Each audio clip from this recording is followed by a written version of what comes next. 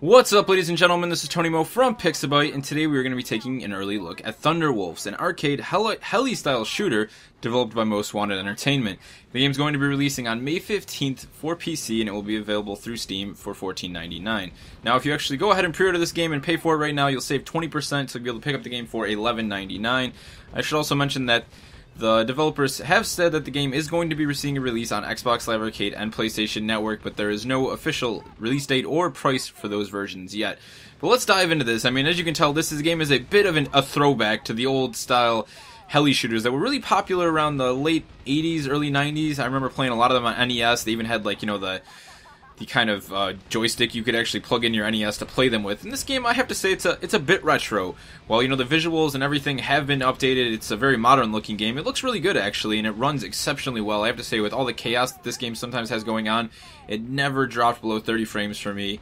It's just at all. It's just, it runs really, really, really well for the most part, even when it just gets craziness. But it does do a few things to kind of freshen up, you know, the old feel, but mostly it's a bit of nostalgia, I have to say. If you're looking for something really new and really innovative, this isn't the game.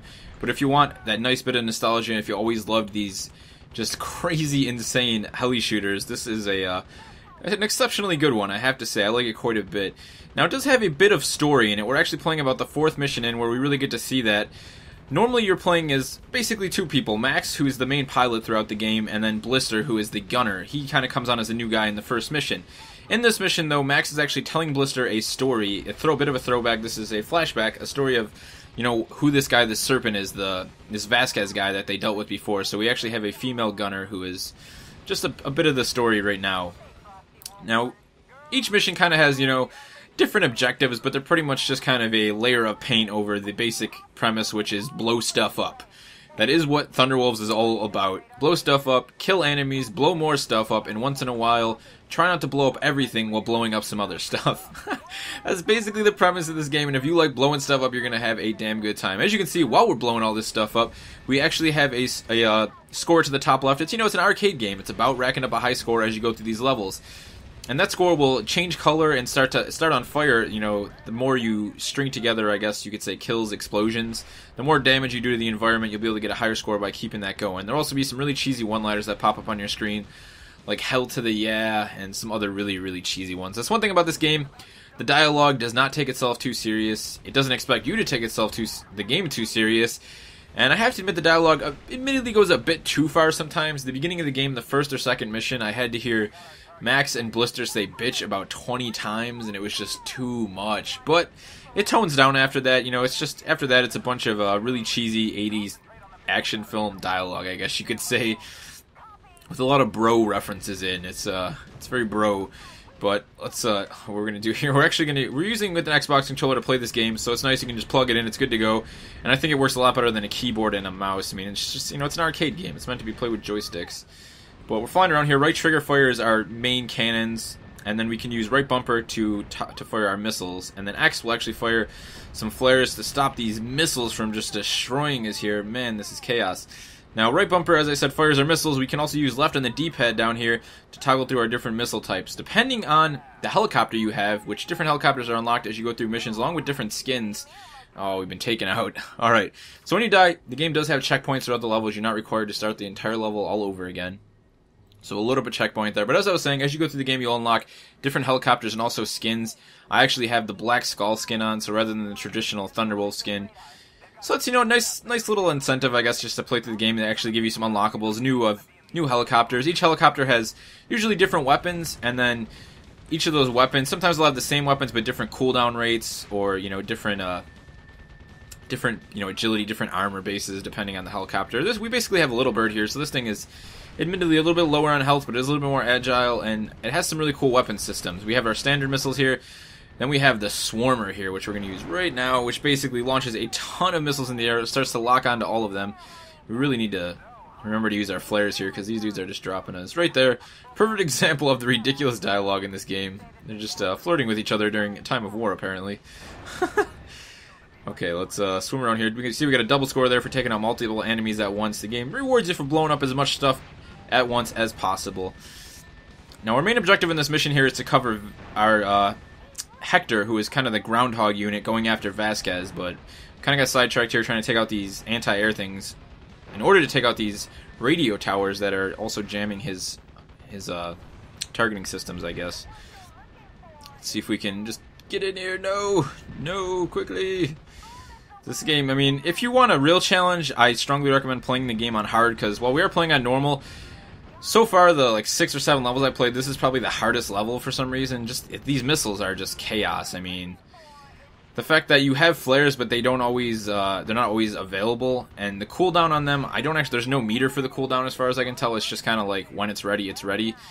So you kind of just have to really coordinate when you're going to use them. But here's a cutscene. This game has lots of cutscenes to tell bits of the story.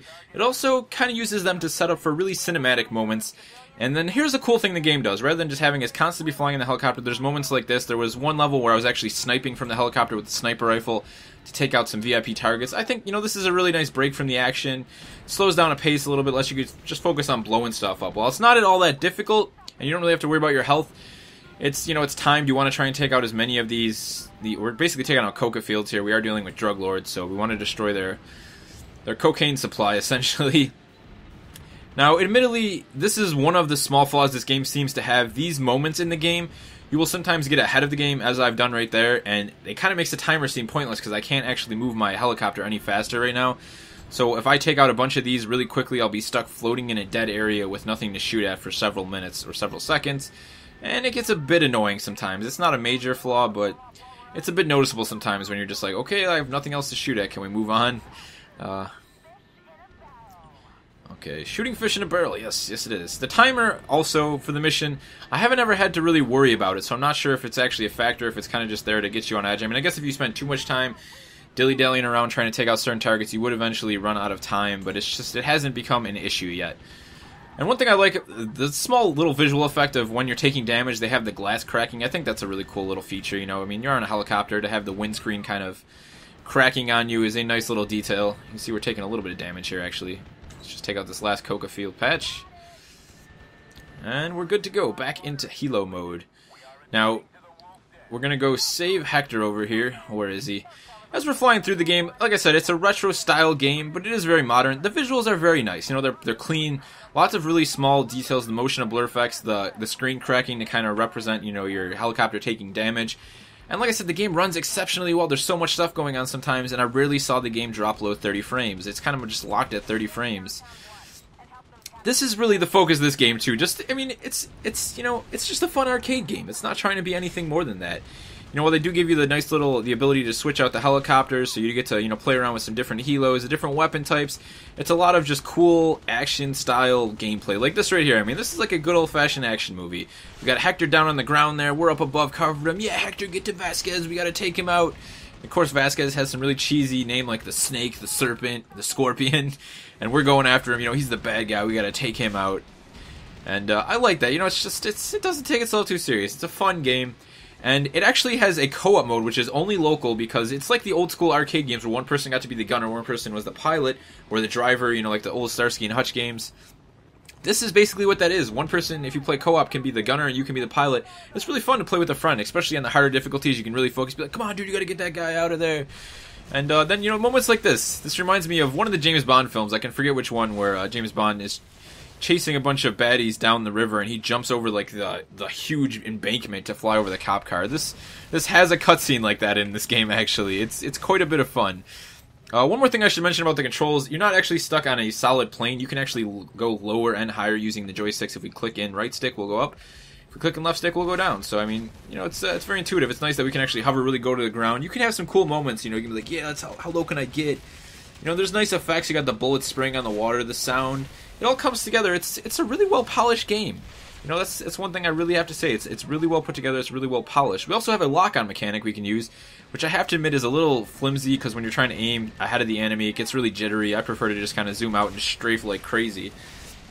But here we are, blowing more stuff up. That's what this game is really all about. But yeah, I mean, if you guys like this stuff, if you like to blow stuff up, if it's all you, bro, I definitely recommend checking this game out. It's a bit of a throwback. If you were a fan of these helicopter games back in the day, you won't be disappointed. It's a really fun game, especially with a friend. Grab somebody, pick this game up. As I said, it's going to be available on Steam for $14.99. If you pre-order it, it's 20%, $11.99. For picking the game up early. If it's something you're looking into buying, you might as well do that. And as always, we will have a link in the description below if you guys are interested in checking out some more details about this game. But as always, for more indie game coverage and more crazy games like Thunderwolves, be sure to subscribe to us here on Pixabyte. Till next time, it's been Tony Mo, and I'll see you later, Thunderwolf.